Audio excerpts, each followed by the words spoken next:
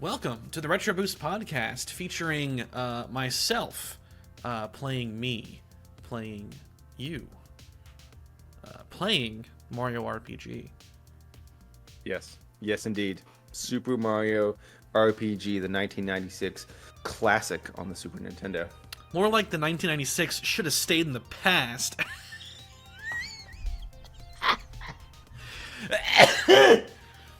No, it's actually pretty good.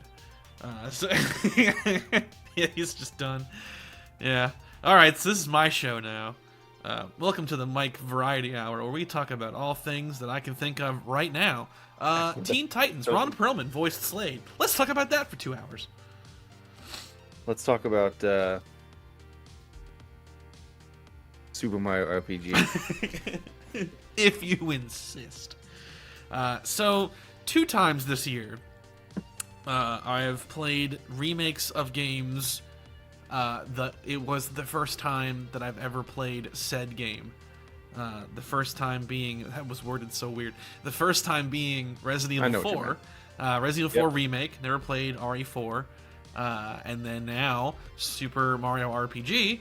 Never played the original. I would have been like too young. We didn't even have a Super Nintendo anyway. But like I still would have probably been too young to really play that and like get it. Because in 96 we would have had an N64, if not that year, the year right after. So I would have been like in my just first couple years of being a little kid Mike gamer. So that one flew by me. But I got my chance. I got my renewed chance to play it with the remake. I do technically own the original. I have it on Wii Virtual Console, but I never actually played it. Just kind of lost. It's like whenever you buy a bunch of digital games, you play one of them and then the rest get ignored. Kind of that scenario for that. But you played it back in the heyday, though. Yeah, so this is going to be really fun for me, kind of like the RE4 thing, because since I've been doing stuff with you for the channel, this has been a game that I keep being like, you got to play this game, like you got to play this game, you got to play this game. So when the remake got announced, I knew that it would be an RE4 scenario where you get to experience this game in this world for the first time when it looks like this on Switch. So yeah, for me, this was a game that I played a ton as a child. One of my favorite SNES games for sure. We'll get into the specifics of the game, but yeah, just a game that's really important to me, and I'm so glad that you got to experience it in this way. And I'm just glad that this game got kind of a new lease on life, right? Like there's this whole world that have Switches in their hands, and when you create a game like this, but there's like 139 million that have been sold now, so like all of those players get the chance to play this game that they wouldn't have had the ability to before. So just being a huge fan of the game, it's just really exciting that a whole new audience kind of get to experience the game. But loved the remake. Really enjoyed it. What are your kind of just broad thoughts of the game, having experienced it for the first time? It's good. Awesome. I'm so glad to hear that. And just one more thing that I wanted to say. You are a huge Paper Mario fan. Right. So I can't wait to kind of see what your thoughts are, because this is you can kind of see the Paper Mario games and how they came from this. But I'm curious to kind of see your thoughts, considering that you played it in reverse. Instead of me, who went, Super Mario 6, 64, Paper Mario 1, and then do Thousand Year Door. So sorry about that. I've known I knew pretty early on that the Paper Mario games were like more or less sequels to Mario RPG, whether you want to argue literally or spiritually. Because like those early days of like screwattack.com and stuff like that, they brought up Mario RPG here and there quite a lot. It's like I knew of it. Paper Mario, I know that at one point I rented, or at least at a friend's house, played the 64 one a little bit. Never owned it, still don't. Not on actual N64 at least. I played the bulk of it on Wii Virtual Console. The GameCube one, Thousand Year Door, was the first Paper Mario game that I like owned and played and like loved the hell out of. Currently doing streams of it, trying to do that on like Saturdays, and it's been great to go back to it. And like I knew that Mario RPG, was like the start to all that. I wasn't really sure. Like, it was really hard to tell watching like gameplay of Mario RPG, discerning like how similar mechanically it was to Paper Mario. They all have the action commands. They all have that like sense of humor. And they all have like a diverse kind of cast of partner characters that Mario meets. Usually at least one of them is going to be something like totally new that hasn't been seen in like a Mario game and like only exists in this one thing. In the case of Mario RPG, it's like Geno. So like I wasn't sure what to expect, but I really liked it, and I think like if you like Paper Mario, like you'd like Mario RPG, and vice versa. It's kind of hard to imagine someone that likes one but not the other. 100% Should agree. it probably exist. Paper Mario is a slap in the face to Mario RPG fans. Rah! Oh, I'm sure people have that opinion, which is a shame. They should not. One of the things that I think makes this game really kind of stand out in that realm is, the cast of characters that you kind of experience in this game and you meet, and it's a very like unique thing. Like, they brought in elements into this game that I really think it's a miss by Nintendo that they didn't like create offshoots of or include in Mario games going forward. I like the Nimbus stuff, is really cool. Frog Sage is really cool. And those are things that Nintendo never went back to. All the fans are going to use the greatest example of that, which is Geno. Geno's the fan favorite. The whole world loves the guy, but we've never seen him again in any game since. And I think that kind of speaks to how solid the cast is in this game, because I think that they could have really done a lot with it, and they're all really unique, and we just never saw them again, and I didn't really understand why that was. But the cast in this game is great. It's just wonderful. One thing it does really well with the cast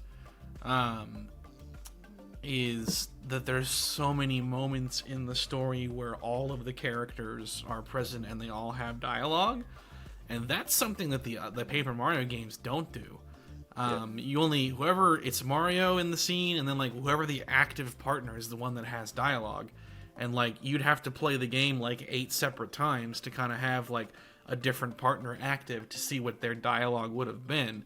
I think that having all the partners like kind of like erupt out of Mario's body, and then they all like have a scene and they all talk is like a really cool idea, because even if you're not using, say, Mallow or someone else like in battle a lot, you don't forget that they exist like you potentially can do with the Paper Mario games, because they have their scenes, they have their moments, they pop out and they talk and they contribute, and I think it makes them a lot more memorable as characters, and you tend to remember them more as a character than like a battle partner like you do with Paper Mario.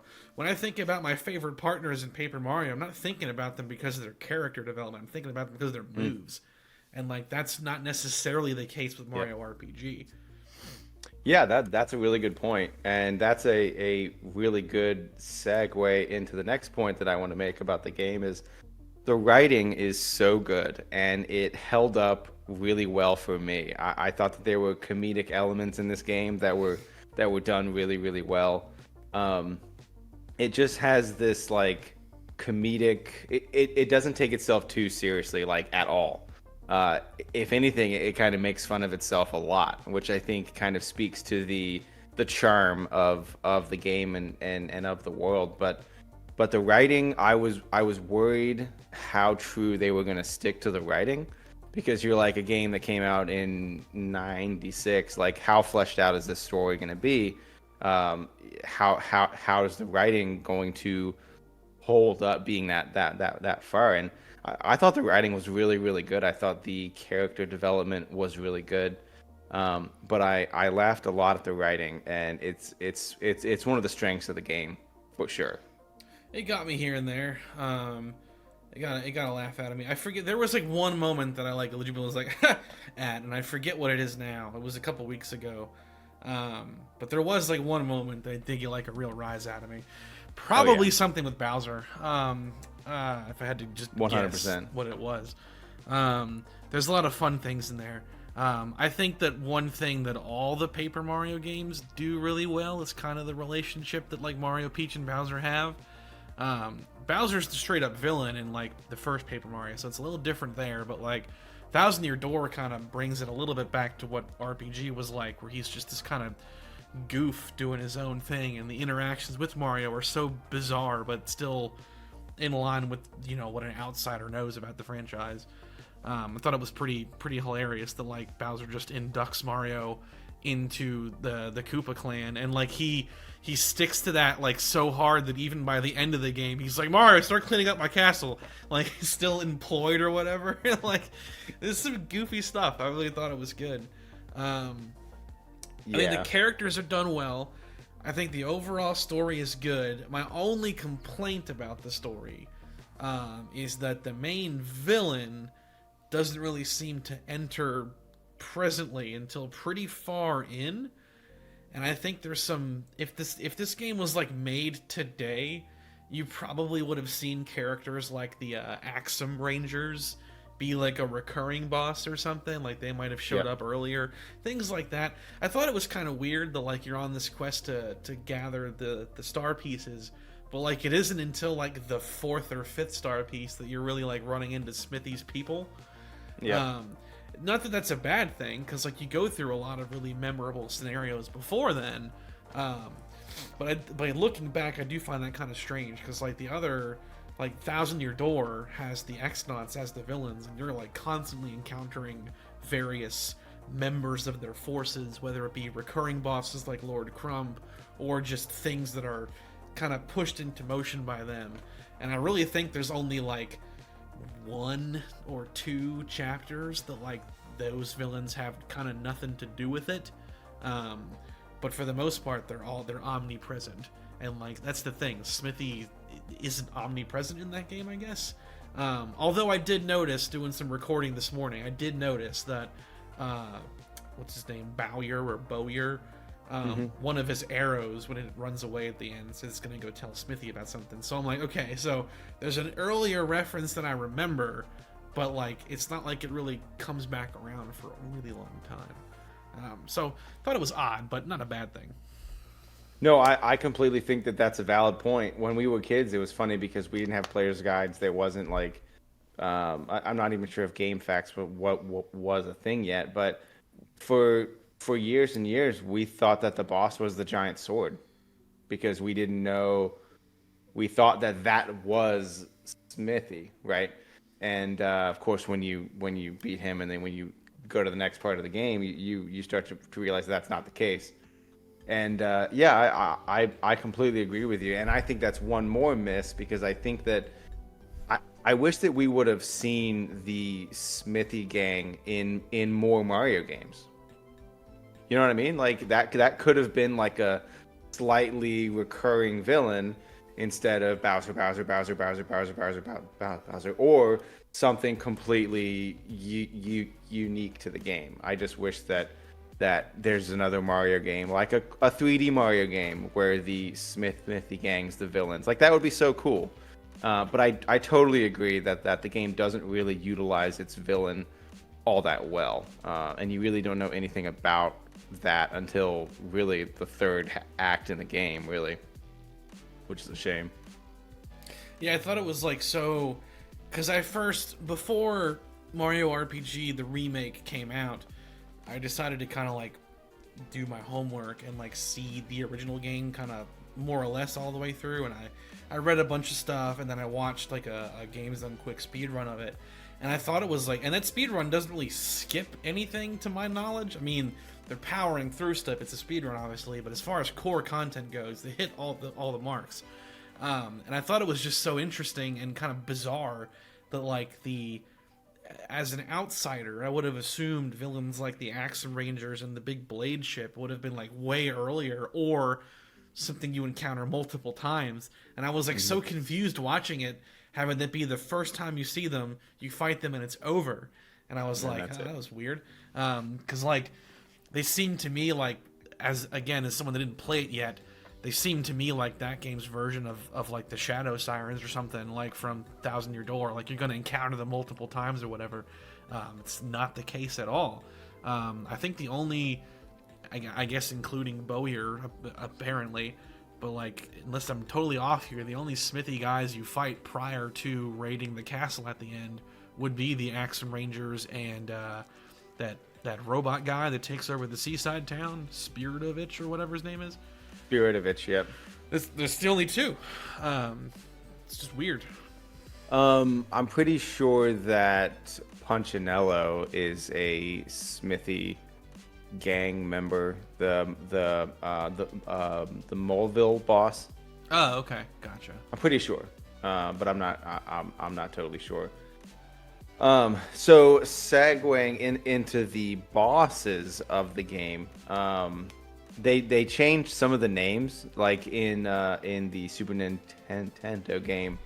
Spiritovich is not his name; it's Yuridovich. And there's one more change to the first boss in the game. Well, the second boss, the giant sword, his name was Mac, and that was changed to like Maclor or Claymore or something. It's a Claymore pun, but I don't recall what it was. And Frog Sage was Frog Fossius. His name was not Frog Sage. And I like the old game better with that. But yeah, they did change a few things. I loved the bosses in this game. I wish they were harder. That's kind of a overall complaint that I have about the game is like, it was just not very hard, like at all. At any point did I find it to be hard. Now, I didn't really go into any of the bonus stuff, but I mean, I trashed the game. I don't think I got a game over the whole game. And I'm not sure how you feel about that, but I just did not find it challenging really at all. It was fun because the game is well made, the characters are good, the writing is good. It's a well-made, good game, but as far as it being a challenge, I wish it would have been like 25% harder. You know what I mean? Because that would have felt like normal mode. But it just nobody ever really put up a fight. Yeah, I had to get used to the action commands. That gave me a lot of trouble initially, just because I'm kind of thinking like, it's hard. I don't know if I can put it into words, but like I was kind of thinking like Paper Mario going into it, and it's ever so slightly different. The windows seem different. And the game really tries to trick you with certain enemies having like a delay or something before they come at you. So I had to kind of get used to that too. But then I got really good at it, and I had like a 48 something streak combo thing of perfect commands. That was my high score. I would agree that it's definitely not hard. Like the only trouble I had in the game really was the first boss fight against Bowyer. I got a game over, but then when I redid it, I was like, okay, what can I do differently that I didn't do the first time? Well, firstly, I was already at like really low health going into it, so how do I change that? Went back to the town, to the item shop, and I was like, oh, I have like 800,000 coins, so I just like maxed out on all items, and then I grinded like 2 levels, and then went at him again and just slayed him. And then like that just became the thing. You make more than enough money in that game to kind of always stay stocked on things. And then once I got to about the seaside town and kind of finished that, I then went back through the game and got all the hidden flower boxes and stuff. So I was at that point had like 50 or 60 flower points. I think toward the end of the game, I was in like the mid or high 70s. And yeah, I would just like crush every normal battle encounter, like to the point that it was almost getting repetitive. It kind of reminded me of South Park: The Stick of Truth toward its last third, where the fights become like really monotonous because you've discovered the most efficient way to end fights really quick. So I would just like Geno Beam, and if that didn't work, Super Jump, and then by that point it's over in most situations. So I would agree, it's not hard. They should have had a hard mode. Everyone kind of Yep. complained that it doesn't have a hard mode. It has an easy mode but no hard mode. That's what it really needed. Because I agree. it's not difficult. No other boss fight gave me any kind of real trouble outside of a very early attempt at Kulix that did not go well. And I knew that it wouldn't. So it was just like a test. I have heard that the end game variants of the boss battles are very, very, very hard. You could be level 30 and apparently they're still really challenging, or 29 or whatever the cap is. But I may not feel that way if I would have done all of the end game stuff. But as far as like the main storyline from beginning to end, yeah, kind of a cakewalk, really. So was there a boss fight that kind of sticks out to you as one that was kind of like the best boss fight in the game? Could it be like environment or like whatever? Because a lot of the boss battles in this game, they have some sort of like weird element to it, like Bowyer will turn off Y, X, or A, and there's the squid one. But so like, what's the boss fight that kind of sticks with you with Super Mario RPG? Two of them kind of instantly come to mind. I think Bowyer is a great boss fight. It's a cool little sequence of like Yep. meeting Gino for the first time, having him kind of solo that situation for a second. Mario jumps in, and then like I really like how they do those like little micro cinematics of the bosses before it starts. And I like Bowyer as like a character because of how like bouncy and wacky he is. Oh, yeah. And I learned that you can actually, fun fact, I don't know if this is true for the remake, but for the original, you can manipulate what buttons he tends to lock more often, because he goes after whatever you've been using the most. So like for me, he locked up the A button, the attack button, because I wasn't leaning much into special moves at that point in the game, but I kind of cheesed it. And I did a little differently when I got the recording footage of it, and he locked a different one out of the gate. I think he locked A again, but I was like, haha, sucker, I knew you'd do that. And I just like pelted him with Geno Beam nonstop. So, yeah, that's a cool boss fight. I think it's a cool idea that he's locking up buttons on you. Because if you are like ill-prepared for that, like I was the first time I fought him, that can be pretty devastating. Having all your stuff on hand wasn't too difficult. But then the other one that comes to mind would be like the shark guy. What's his name? Jonathan Jones? Jonathan Jones, yeah. I like that if you do enough, if you take out all of his guys, he'll then challenge you to like a one-on-one thing. Yep. So there's like a cool element to that, how that boss fight kind of evolves. It's like a duel. It's part of that little story arc that's going on. That was a fun one. And that's probably it. Every other fight they're all fun. Like they're all really, Oh, yeah. everything's well animated. And like I think they did a great job. And like, but those two are the first that come to mind as kind of standouts. If I have any complaint about the boss fights, something that Thousand Year Door did really well with this. Every boss in Thousand Year Door has their own soundtrack. And that's something that Mario RPG does not have. There's only two soundtracks. There's like there's two different boss themes, the second of which I find really catchy. It's the one that you play when you're fighting like a real boss. Then there's like a mini boss theme.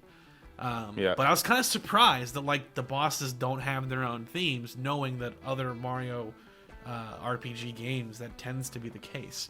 It surprised me because Paper Mario soundtrack, like the boss fights, like I could hum any of those anytime. They're really well done. They're all like fantastic, and Mario RPG just does not have that specific thing. It's kind of weird.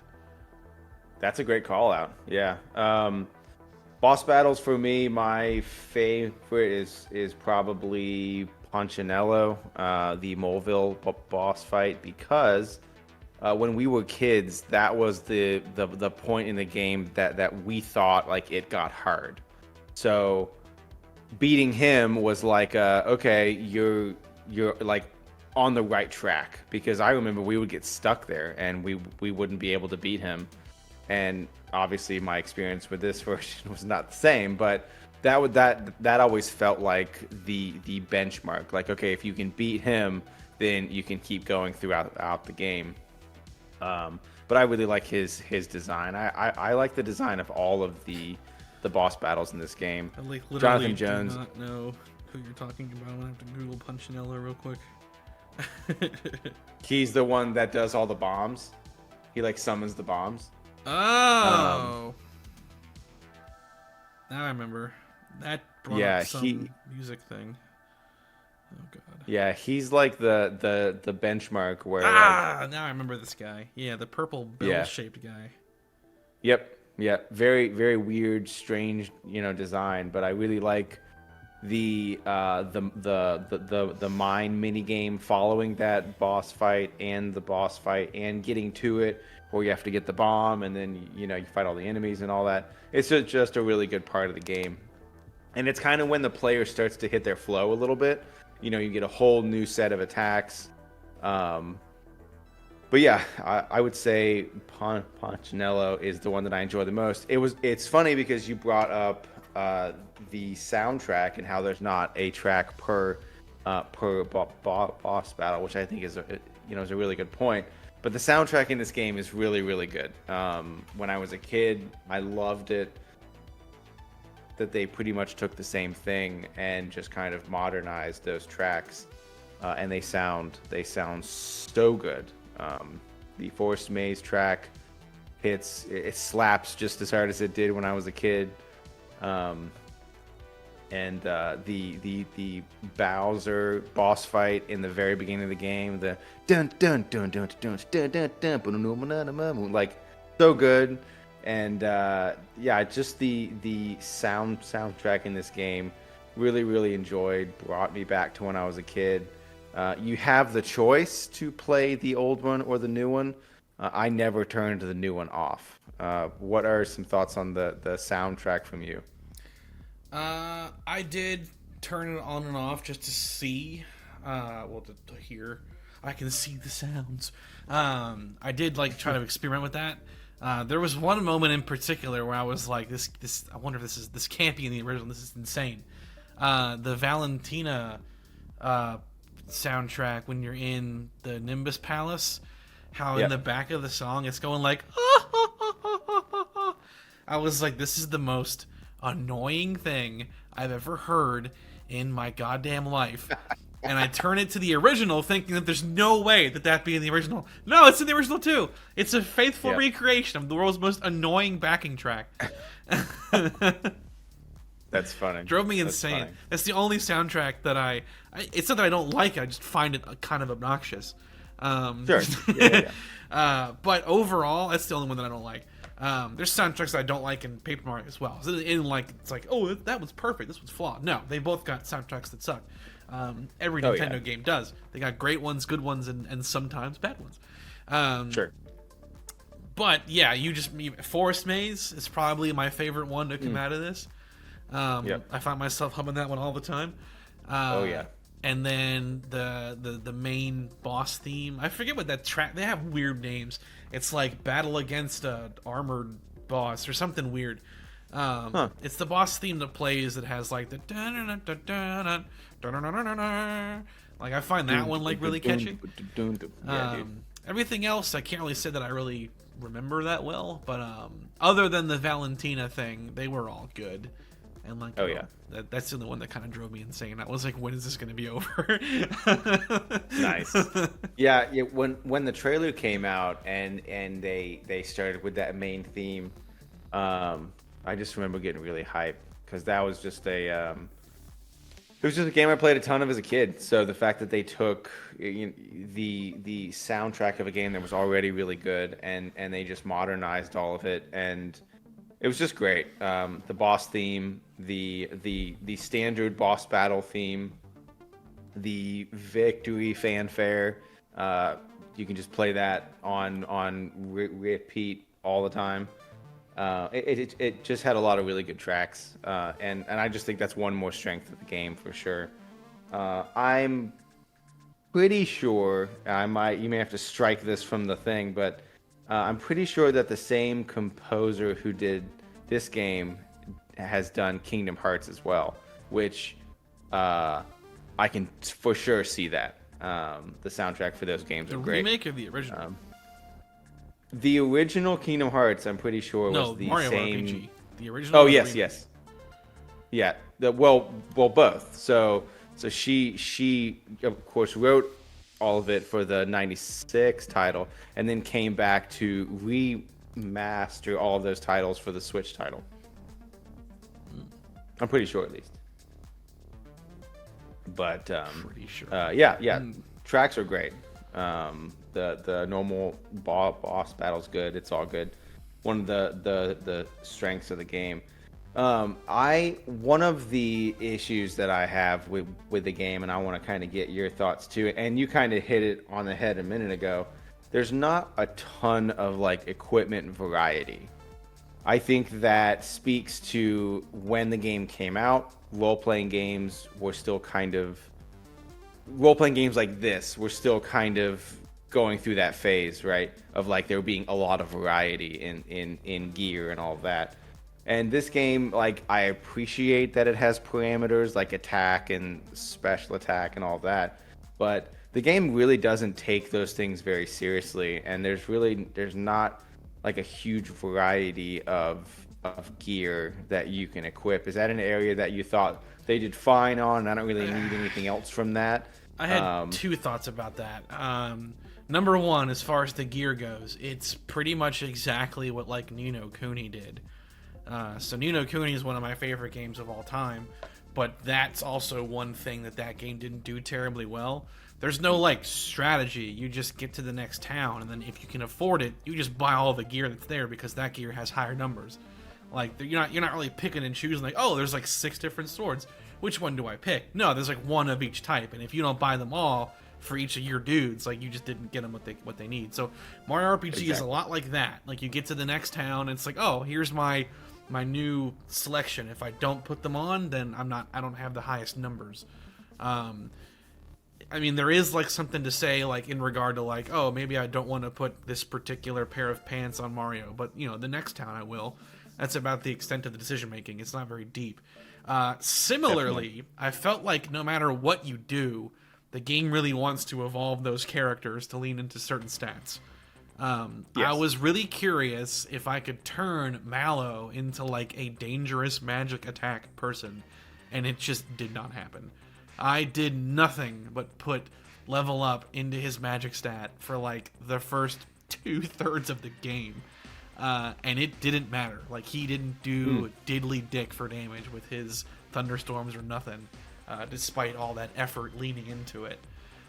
Interesting. So, like, if you're not kind of pouring into what the game already wants that character to evolve with, i.e., attack and defense for Bowser, HP for like Peach or Mallow, attack for Geno, and Mario just seems to kind of be an all-rounder, but all I did was level up his magic attack because jump is an element in this game. So leveling up magic means you make his jump stronger. Like, it didn't really seem to make that much of a difference, though. I basically, like, since I leaned into some of those things for some of those characters, it did make them kind of powerful in that regard. Like, I made Mario's jumps, like, very deadly, and that was kind of my plan. Just the same, Bowser became like basically indestructible to physical attacks, and then Peach had so much HP that she would never get one shot no matter how weak other stats were. But like, I really wanted to turn Mallow into like a deadly sorcerer, and like the game just wouldn't let me do it. So I mean, that's really funny because I did the same thing, and I felt that it's so funny. I did the same thing. I force fed him into special attack. But to be honest with you, I thought there was a great payoff there. There were whole sections of the game where a thunderbolt would wax the entire team, and I would win the entire fight by using 2 flower points once, and that was it. And that occurred in 3 of the main zones in the game. So for me, like I felt that paid off for sure. Now when it came to like the 3rd act of the game, that kind of lost it a little bit because That's the damage to. that the damage that the Genos and the Bowsers and the Marios up the world, it was just a little bit too much. But I felt that play with Mallow is like a play to like grind and to get experience points. But when you're playing a game that's like not really hard, it kind of defeats the point of specializing a character into sweeping mobs with one attack. But that's the character that I enjoy playing as the most in the game. I've always felt that way. I don't know why. The Super Nintendo game, I always used Mario, Peach, Malo. That was just kind of my three. Now, there's an element to the new game that did not exist in the old game. And when I realized that you could do this in the remake, it really changed the dynamic of the way that you approach your team comp, right? And that's the ability to, like, Final Fantasy X style swap in and out your dudes. And that totally changed the game for me. Is that in the original? No. Heck no. Okay. You're stuck to your three and that's it. Okay, so I think being able to switch makes sense. I think it's a little busted to be able to switch and also make a move. That makes it way more forgiving and easier, because you certainly can't do that in a Paper Mario game. Unless I'm like really not remembering the 64 one that well. You definitely can't do that in Thousand Year Door. Like, you're burning a turn to swap your partner, unless you have a specific badge that like negates that. So I thought that was kind of broken as hell. Because like the Culex boss fight is supposed to be like really, really hard, and I feel like it's very forgiving to be like under the gun, under pressure. But don't worry, I can swap to Peach with no consequence and use my healing moves like no problem. Yeah, but throwing that element into the game, I don't think that they like, and you just kind of made that point. Like, I don't think they like rebalanced the game to fit the player having the ability to do that. Right, because it just made a game that was already not that hard, like a breeze. But that totally changed the way that I like approached who I used, and it's so funny because it kind of forced me into using characters that I hadn't really ever used before.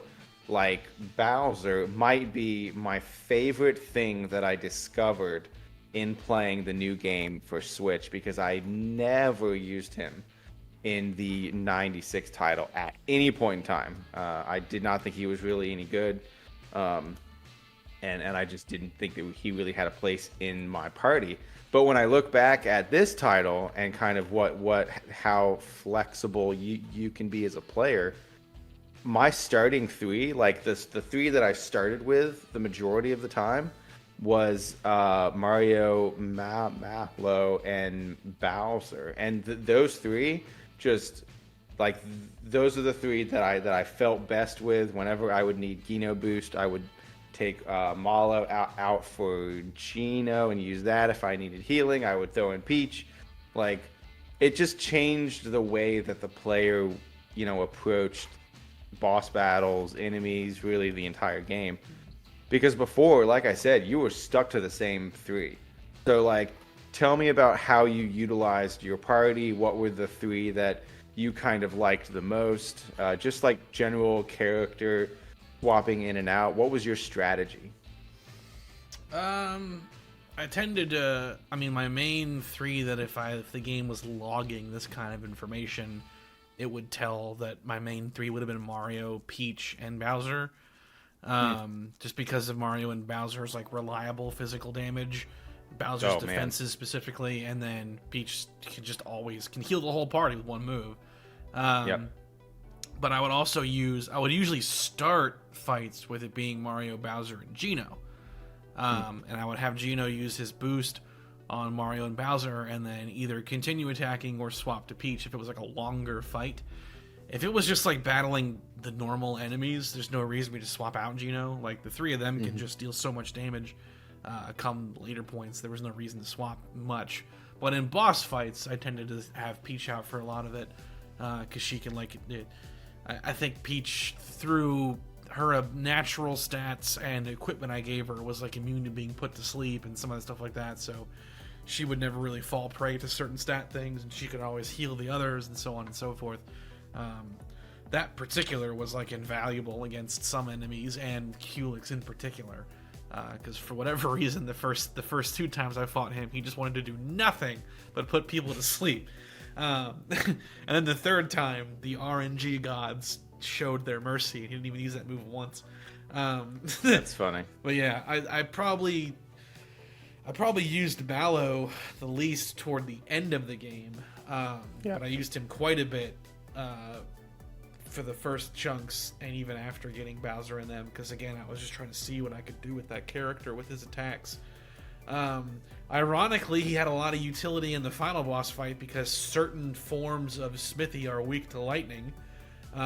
So like he kind of became useful again during some of that. Otherwise, though, pretty much always Mario, Peach, Bowser / Gino was like my main kind of thing. Got it. Nice. Yeah, just throwing in the ability to swap dudes in and out. It kind of goes into why there really needs to be a hard mode for sure. You hope that that's maybe something that they can add in later. Nintendo's not super great about that sort of thing, but like maybe they'll see it as like a way to bring value to the game. So there are 3 characters in this game that have writing regarding the 3 of them that we've not really seen before. We haven't seen them interact in this way, and it might be one of the most enjoyable parts of the entire game. And that is the writing between Bowser, Peach, and Mario. The dialogue between the 3 of them and the skits that they have and all of that is an absolute joy for me, being someone who's been a fan of those characters for pretty much my entire life. You just rarely get to see like an RPG style text box when you have Bowser talking to Peach and Mario's there. It's such a funny element to the game, and you know, a character, and I kind of brought it up before, but a character that I really grew to appreciate in this title, and one that I think he's probably the best written in the entire game, is Bowser for sure. He may have more comedic moments in the game, and it's totally in the writing. And I just think that's a really, really unique part of this game that we just really haven't seen a lot of, right? I mean, am I way off? But I just don't think we've seen a lot of those 3 characters interacting the way they do in this game. I would say that Bowser in Thousand Year Door probably made me laugh as much as Bowser did in RPG, but the difference is that's just stuff that he's doing on his own. It's not him interacting with the others, because that's the part that's unique to RPG, is having them be together on this journey and whatnot. Because the other Paper Mario games do all kinds of comedic stuff with Bowser. That's like what we were all hoping that they would do with the movie, is that we would see like a kind of a version of Bowser that comes from this kind of scenario. We're like, yeah, he is a bad guy and he's powerful, but he's also a doofus too. So like the movie did a great job of giving us like the Bowser from like these games. Yeah, like the way that they interact and like talk and like the banter and the jokes and stuff is definitely like S tier funny. It's a great situation to throw them all into, because they got Bowser and them being funny in Thousand Year Door, but like his interactions with the other characters is what it is in core Mario games. He only wants to kidnap Peach and he only wants to fight Mario. In RPG, the dynamic is different. Not at the beginning. They're doing their normal kind of BS in the beginning. That's also part of the joke, though. It's well done. Like, that's definitely for sure. Like, that's the stuff that had me laughing the most, was what they were all doing together. Oh yeah, the Marrymore thing with Booster and the whole who are they gonna kiss, like that whole part is really great. The way that in the first like probably third of the game, Mario keeps seeing kind of the way that Bowser's forces are like getting beaten down, and then to the point to where there's none of them, and then he's like, oh well, you guys are gonna join the crew, thanks. like that's one more thing that we just haven't really seen from him. The pixel of him crying with that huge teardrop is one that I was really interested to see kind of um, how they transitioned that from the old style to how it appears in the remake for Switch, and they did a great job. And I think with Bowser, the comedic element is 100% from the jump, right? Like the first thing you do is you go to save Peach, and you're fighting on those chandeliers, and at first the game he's like, prepare for the great beyond, like this is going to be this really serious, incredible boss fight, and it turns into this like slightly comedic scenario where like Bowser is just going to lose again. It's just those three are just, they're handled so well in this game in areas that we haven't seen before. And I just really appreciate this game for kind of bringing that. So, do you think that there could be a scenario at any point where we see a Super Mario RPG 2 come from this, maybe for Switch or for the next thing? Like, do you think that they've kind of used remaking this title as like a test for like, let's see if this is something that the fans want? Maybe we can have the Smithy gang come back and capture, the main cast of the first film, and then we have characters from that world rise up and try to save. I think there's a lot of cool story elements that they could do to bring these characters back. Do you think that there's anything there, or do you think that they were just like, we're just gonna make money on this, it's not gonna be hard to make it all, and the fans are gonna go nuts? So there you go. I think it's your second thing. I mean, they didn't even make the game. The fact that they didn't want to do it themselves, I think, speaks a lot to it. They'd rather outsource it. With that said, the people that made it did a beautiful job. 100%. They like the fact that it's outsourced in this context is not a bad thing, but I think it does speak to how they potentially value it. Is like, well, we're working on other stuff right now that's more important to us, so you take care of this. It's like that tells me that even if it does, I mean, it has sold really well, but even if it sells, a bunch, they're probably not going to be thinking like, oh, we should do a second one. Because I feel like the problem with it being an experiment to gauge, I'm then confused why they're also releasing the remake of Thousand Year Door. Because it's like, what are you trying to do here? Like, you're releasing both? Are you trying to see which one sells more and then make the sequel to that? Like, what's the plan here? It's very strange. I mean, it would be cool to see a sequel in some way, for sure. But I don't know. Like, it's really bizarre. Nintendo is just weird with certain games. Like, sometimes Nintendo doesn't seem to understand why their own stuff is successful. And I think really good examples of that are like what happened with Star Fox after like the N64 era. Why they haven't made a new F-Zero, like a new like legit F-Zero in God knows how long. Just seems like some things that they do, they look back on very weirdly.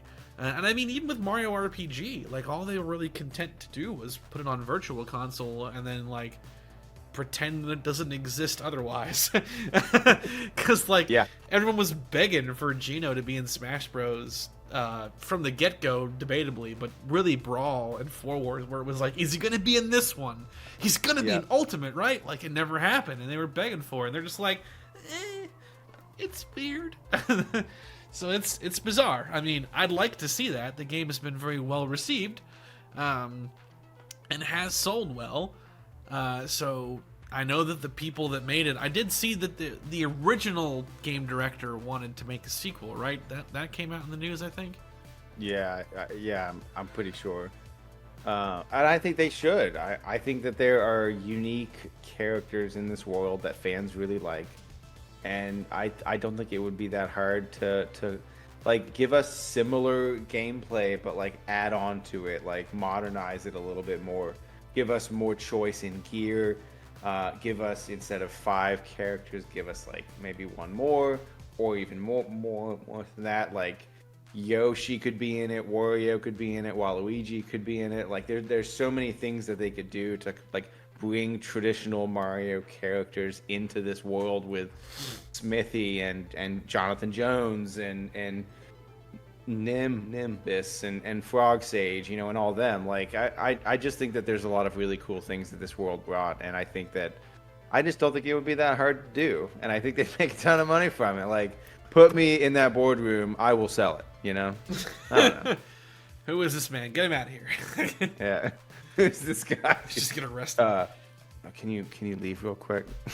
Oh yeah, there you go. Step outside, please, when we think about this. Oh man. Yeah, like I like to see it, but I also don't think it's gonna happen. It's just a weird situation that they're in right now. They're leaning into certain things like really hard, and like they seem to be very tunnel vision on those things. I.e., like Zelda, where Zelda's at right now. I mean, God, how long has it been since a Zelda game got like a direct sequel? It's been a long time since that happened. That should tell you how laser focused they are on that right now. Well, they just got one. That's what I'm saying. Before that, though, like right. Yeah, no, I don't think. Let me think real quick. I think it's the DS games like Phantom Hourglass and Spirit Tracks would be the last time that happened. Probably, yeah. And then before that, we're talking NES era with Zelda 2. So, like, it tells you how focused they are on that. And then, whatever, Super Mario Bros. Beyond apparently ate up, like, 6 years worth of dev time. So, that was a big chunk on them. So, it's interesting. Like, I don't know. I'd love to see it, but I don't think we're going to see any more come of this beyond this year. I agree with you. I think that I wish that they were going to do it. I don't think they will. Good that I do think will come from a remake of this and a remaster. I'm not sure it's a remake, but a remaster of Thousand Year Door. What I think it will do for the good is it will show Nintendo that there is a very passionate fan base that loves the turn-based role-playing games that they make, and it could snap them out of. And no shade on any of the Paper Mario games since Thousand Year Door, but I think that there's a certain kind of title that us fans are kind of expecting to see, and I think the success of these remakes could push them into creating a new Mario RPG, whether that's paper or not. A new game that we've all kind of been waiting for, right? Like, we don't have Thousand Year Door 2. Like, there's nothing that I can think of besides like some DS titles that were pretty good. Yeah, it's the Mario and Luigi games. Yeah, what took it over, even to the extent of like the humor and like taking Bowser and them out of their typical roles. The Mario and Luigi games continued to do all that. But the Paper Mario thing is a remake, not a remaster, because that's definitely not just like an HD port. Like that's all new. Great! Everything's new, even down to the soundtrack. So it's also a remake, like RPG is. Although, like, it's gonna look beautiful then. Oh yeah, you can tell that it's definitely like all new because all the texturing's different. The art style itself is debatably different than the OG one is. It looks more like the more recent Paper Marios, like Origami King. Like, it looks like that kind of. Oh, good. But oh god, where was I with that? And then there's like. With where the franchise went following Thousand Year Door, generally speaking, people that like Mario RPG, Paper Mario 1 and 2, do not like where the games went from there. But then people 100%. That were born kind of post 2000 that like started with like Super Paper Mario or Paper Mario Color Splash, like they like them. It's pretty rare to find someone that likes both worlds. I've played a significant amount of Super Paper Mario, just did not care for it. Played a little bit of Color Splash. I could see that they were trying to go back to like the RPG roots, but we're still doing all this nonsense stuff. So I would like to see like a proper like Paper Mario 3 slash RPG too. Like, I think that the world Oh, yeah. could really use that. And if maybe that's what they're trying to figure out. Like, if both of these remakes are financially successful, they'll be like, all right, cool. We're going to make Mario RPG 2 with the paper apocalypse. And it's just both games. Like, That's funny. bring it. That's the hope for sure, that we end up getting some sort of new turn-based role-playing game that takes place in the Mario world. I think we've all kind of been waiting for that for a while.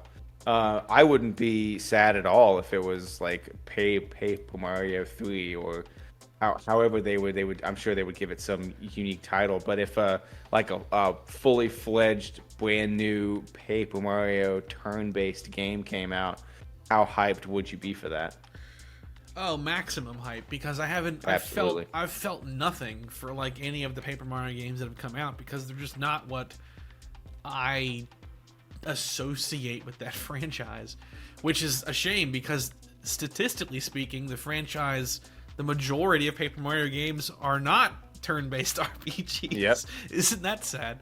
It is sad. The most recent one seemed to be like it was heading back in that direction, in the sense that the battles were like semi-puzzles, but like still is just, I mean, I don't want all that. Just come on. Like, I'm not asking for it to be super simple, but I'm also like, I want it to be like an actual turn-based RPG. But I've heard, I own it too, I haven't played it, but I've heard that Origami King is really good. It seems to have a lot of the other stuff that people like about these games, like the humor and stuff like that, and it looks like it's a beautiful game too.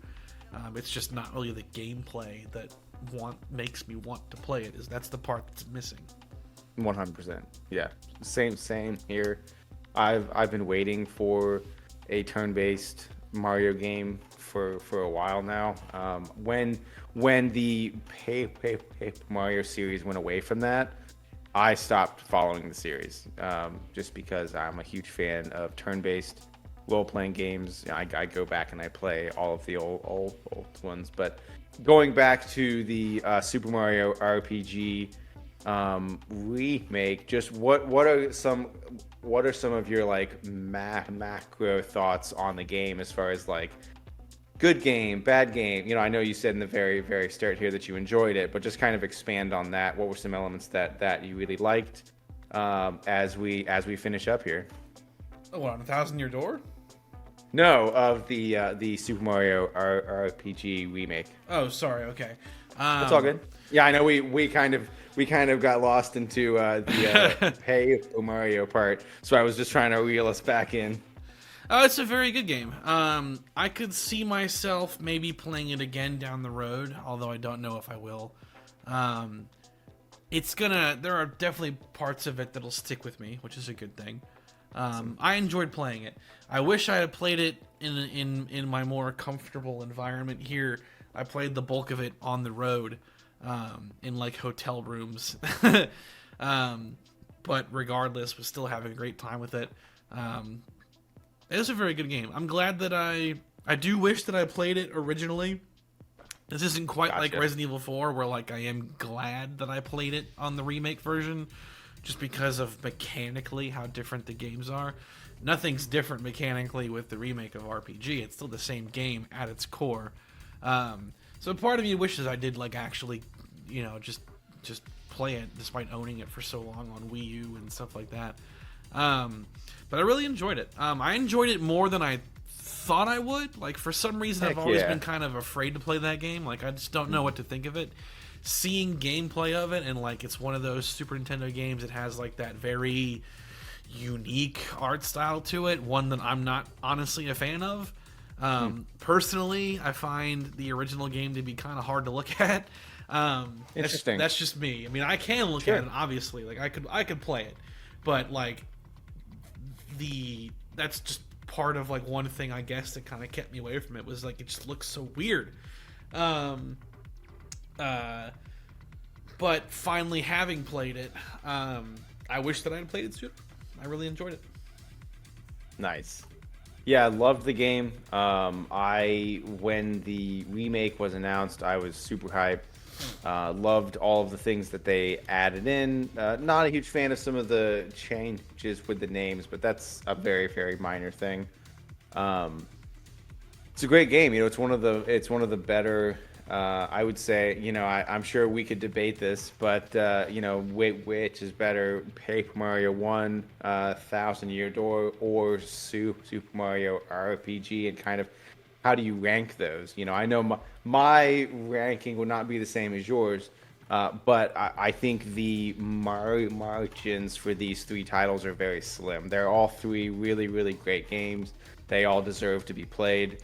The fact that there's a remake of RPG and a remake of Thousand Year Door coming is a huge opportunity for old fans and new fans to experience these titles. So really excited for that. The Thousand Year Door remake will for sure be a pre-order for me, and I'm excited about playing through it when it comes out. Ditto. Oh yeah. Cool. So you want to go ahead and close this out there, Mike? I'd rather just sit here in silence and contemplate things. Brooding. Yes. Let me absorb everything.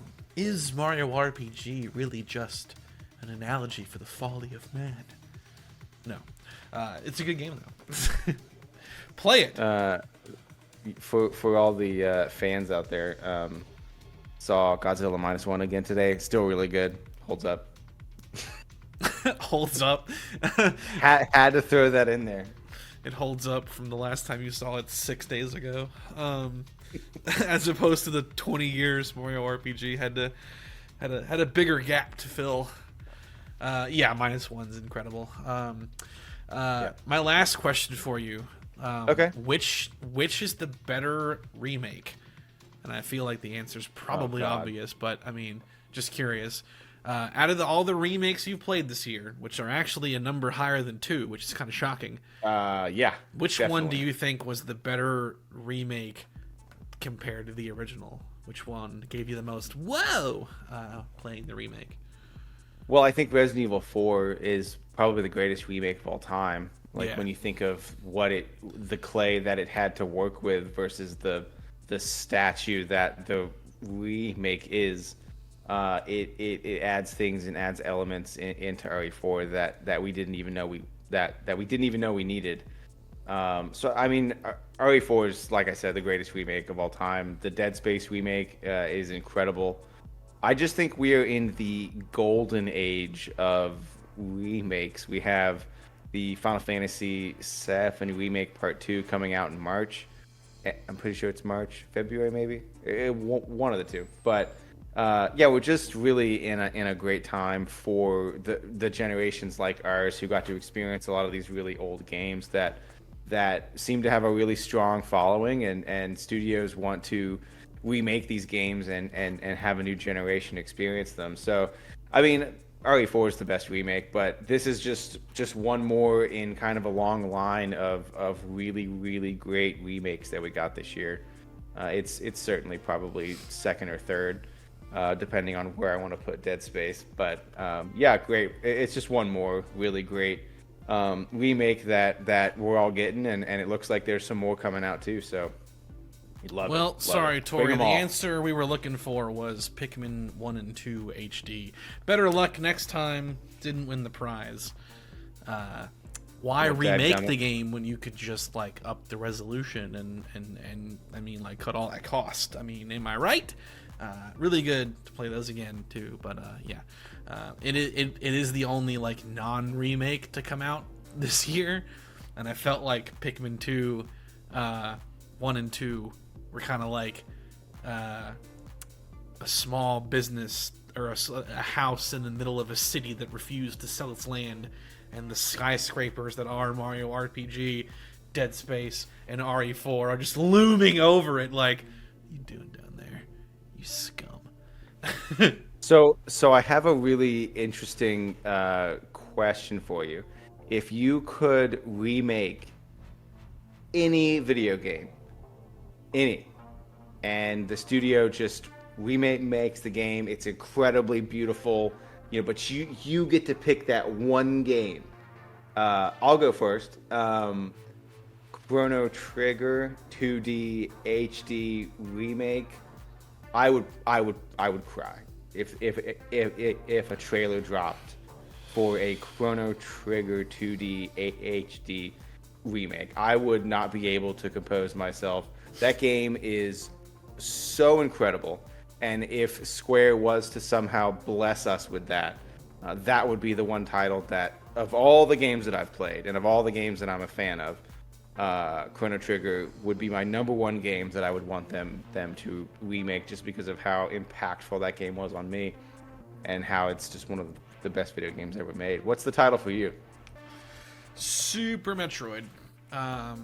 Oh. Either remake it and make it kind of like give it some of the stuff that Dread had mechanically, or go completely nuts and like make it something that's like totally different, kind of like even a little beyond what RE4 remake does. Maybe give it some kind of gameplay that's evolved from what Other M was trying to do. That'd be my pick. That's a great one. That is a great pick, dude. Cool. Yeah, Thank you, 100%. everyone, for joining us this time.